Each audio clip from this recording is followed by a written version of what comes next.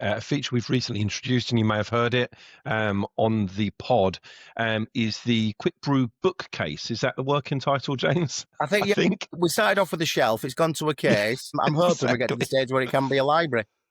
Have you brought a book along, or a recommendation book that you can share? Yeah, we've got a library in our new show homes that links together. So Nice. that Very is nice. very Very much the nice. space to be able to do that. But yeah, I'm a big advocate for learning. I try to read probably not as much as I should. I normally get through about a couple of books a month. Normally when I go away without the children, should we say, which I'm allowed to do, then I'll try and get a good few books in. But the best book, and I reread it probably 2-3 months ago. So I was chief executive of Leyton Orient for 5 very enjoyable years.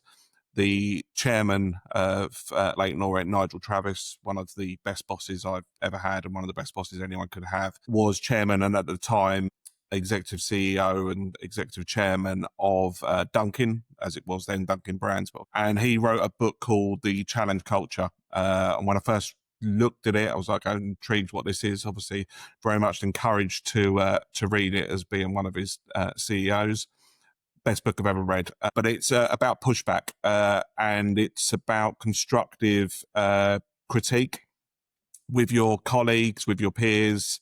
And if that's delivered in the right way, that's the best way that organisations can push forward. And I think that's what sort of led to my career success that I had at Leyton Orient in other roles, and hopefully in this role, just with that ability to, if something's just you feel can be improved, rather than just saying that's not going to work, constructively say how that could be done. And I think it's one of the biggest sort of cultural things. I think you cannot underestimate that importance of culture.